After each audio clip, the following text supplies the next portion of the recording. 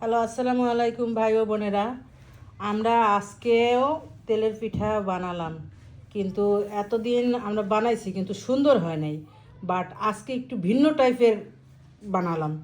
কিভাবে বানাইছি?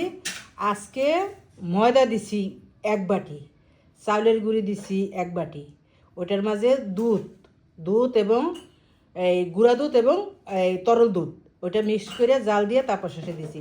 এরপর শেষে কলা কলা দিছি, তারপর শেষে গুড়, খেজুরের গুড় এবং চিনি, এগুলো দিয়ে মানে আজকে তলের পিঠাটা বানাইছি।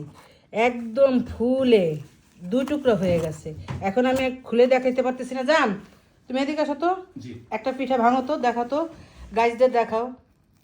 এই তো এই যে দেখেন, তুমি একদম। একটু খাও, খেয়ে দেখো কেমন হয়েছে। মাশাআল্লাহ, গাইজ, অনেক মজা হয়েছে। জান কেমন হয়েছে? জি, ভালো হয়েছে। ভালো হয়েছে? দেখেন গাইস, আমার হাজবেন্ড খেয়ে বলল খুব ভালো হয়েছে, কিন্তু আমি এখন পর্যন্ত খাই নাই। আগে আপনাদেরকে খাওয়াবো, তারপর আমরা খাবো। ঠিক আছে গাইস, আজকে এ পর্যন্তই। আল্লাহ হাফেজ।